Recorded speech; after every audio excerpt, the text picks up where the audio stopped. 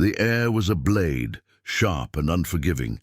Liam trudged through the knee-deep snow, the only sound the rhythmic crunch of his boots and the whine of the wind whipping through the skeletal trees.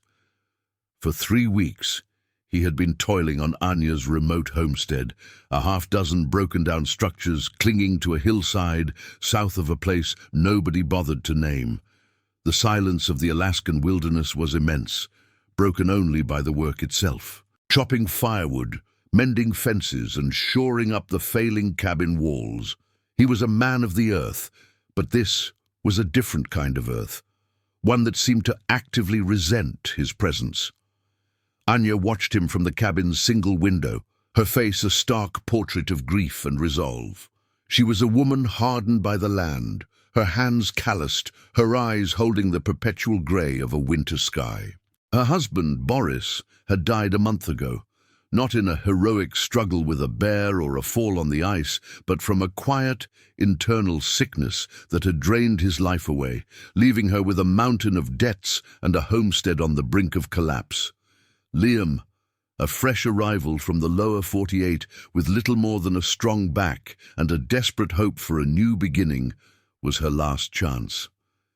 His promised pay was the only thing standing between her and destitution. By late afternoon, the first signs of the incoming storm appeared. The sky, a brilliant cold blue, began to bruise with shades of violet and charcoal. The wind, once a distant moan, began to roar. Liam finished his final task, securing the woodshed door, and stumbled back to the cabin. Inside, the fire crackled in the hearth, a small defiance against the encroaching cold. The air was heavy with the scent of wood smoke and old wool. Anya stood by the stove, stirring a pot of stew, her shoulders hunched against a cold that was both external and internal.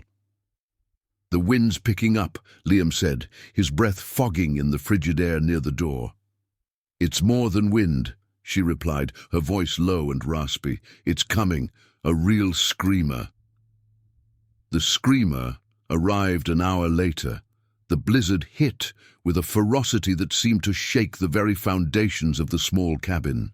Snow hammered against the window panes, and the wind howled like a living creature, a hungry beast circling their meager shelter.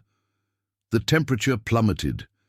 Liam piled more wood on the fire, but it was a losing battle. The old logs of the cabin, riddled with cracks and gaps, let in the icy air. Their breath plumed in front of them as they sat, silent and tense, on opposite sides of the room. The fire eventually dwindled to embers. Liam shivered, pulling his worn wool blanket tighter. He could feel the cold seeping into his bones, a slow, creeping paralysis.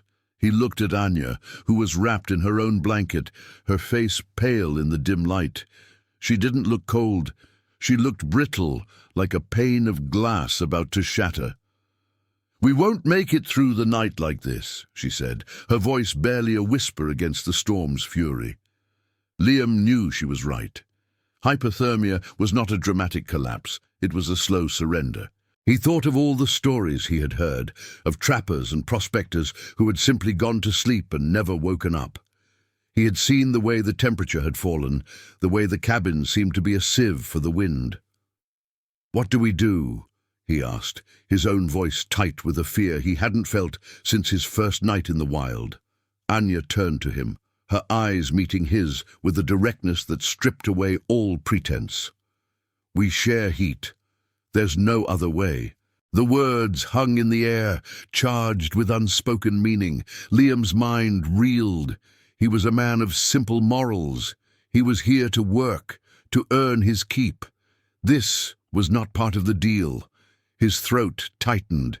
The image of the pay he so desperately needed, the vision of his own small, independent future, flashed before him, but the cold was a more immediate and compelling threat. Anya saw the hesitation in his eyes. Her expression, already etched with sorrow, deepened into something like shame. "I'm not asking for anything but warmth," she said, her voice now raw. "It's either this or we freeze, and if you freeze, you'll lose your pay." The ultimatum was brutally simple, a desperate gamble born of a desperate situation. It was a test of trust, a grim transaction of survival.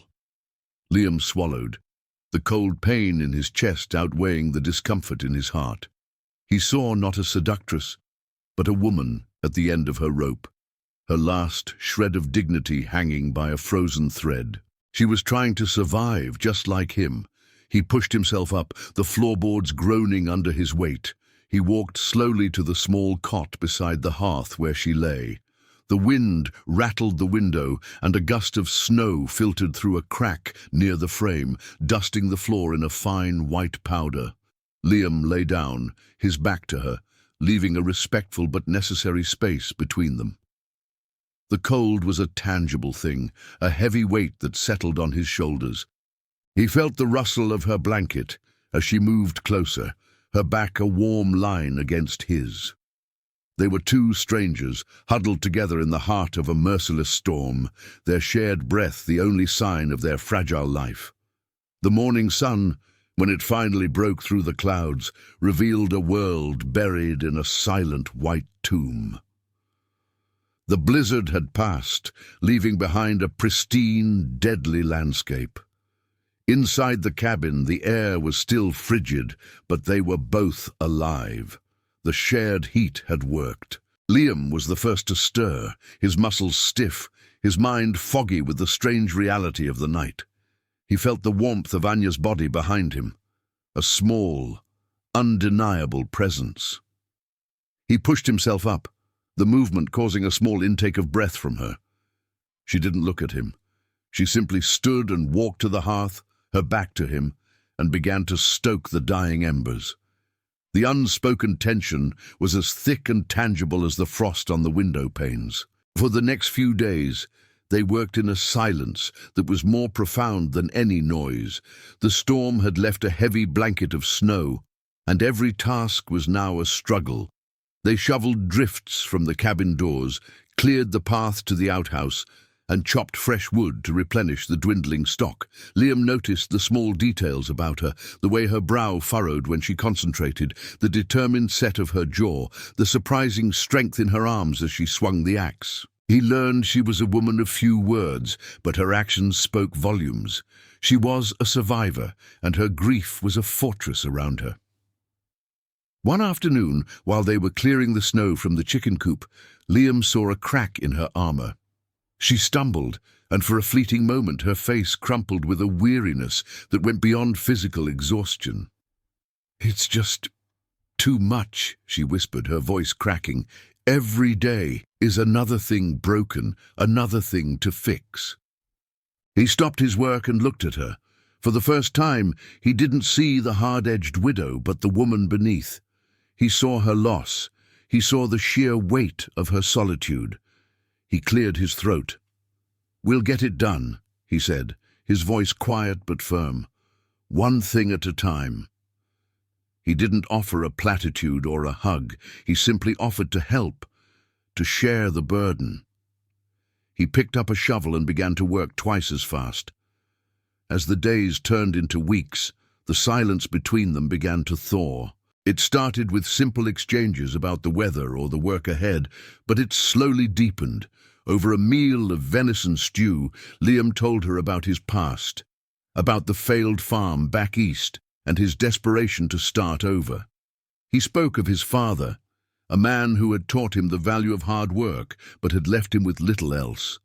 Anya, in turn, began to share fragments of her life with Boris. He wasn't a hero, she admitted, but a good man who had been slowly consumed by a sickness that took everything from them. The cabin they lived in, the land, it was all tied to a bank loan they could no longer pay. The truth of her situation was revealed.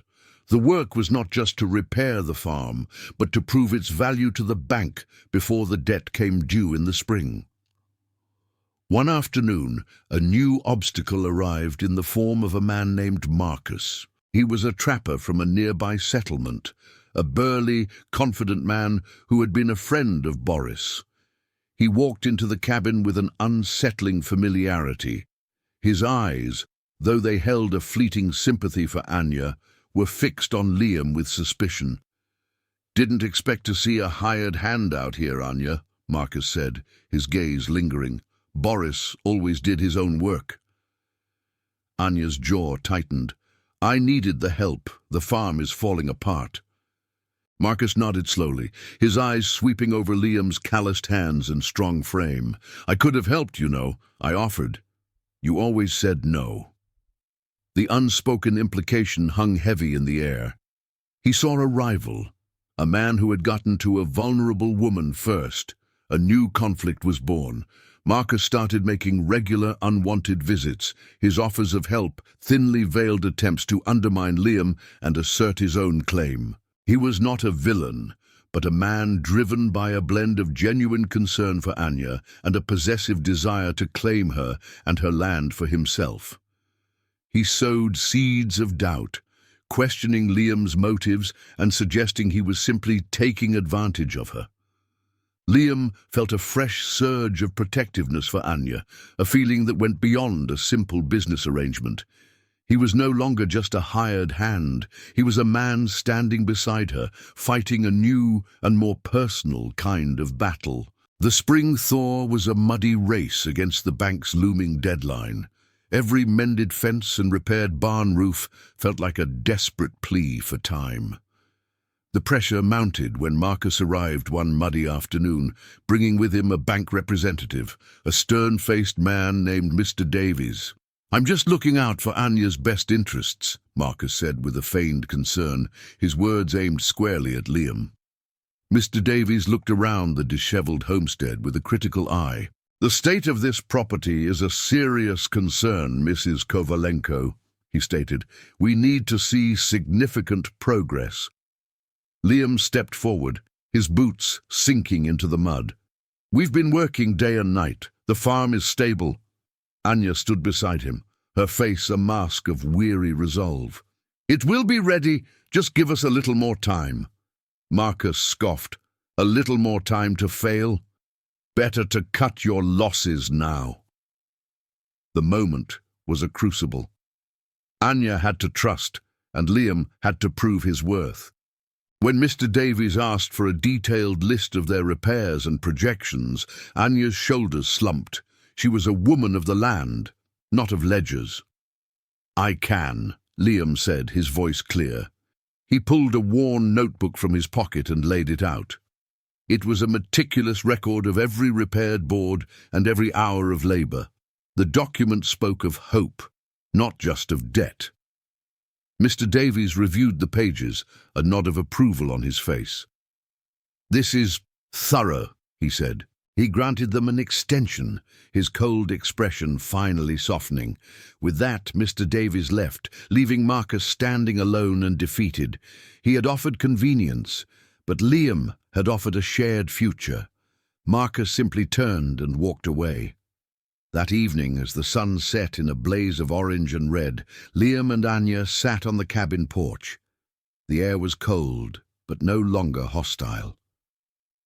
You saved it, she said quietly. We saved it, he corrected, looking out at the land they now shared. He had come here seeking a new life, and he hadn't expected to find a home in a woman's frozen heart. The Alaskan cold had once threatened to consume them, but in its cruel embrace, they had found the warmth they both so desperately needed.